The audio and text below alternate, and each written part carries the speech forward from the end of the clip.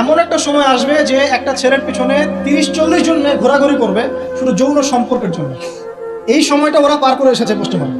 আচ্ছা, তো যেহেতু সন্তান জন্ম দেওয়ার ফুরসত নাই, ক্যারিয়ার আছে, জেনা ওপেন, জেনা চাইলেই মানুষ করতে পারে, বিয়ে করার প্রয়োজন হয় না, মদ ওপেন, জেনা ওপেন, পতিতালয় ওপেন, সবই ওপেন।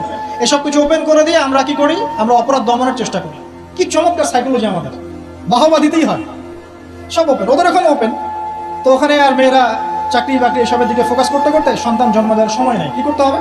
দরিদ্র যে কান্ট্রিগুলো আছে, যেমন ওই যে ইন্দোনেশিয়া, শ্রীলঙ্কা, কোনো কোনো ক্ষেত্রে আরও যে আপনার ওই যে আফ্রিকার কিছু কান্ট্রি, নাইজেরিয়া, যে ঘানা, যে মালি, এই টাইপের যে কান্ট্রিগুলো আছে, দরিদ্র, একদম দরিদ্র কান্ট্রি, এদের থেকে মেয়েদেরকে হায়ার করে।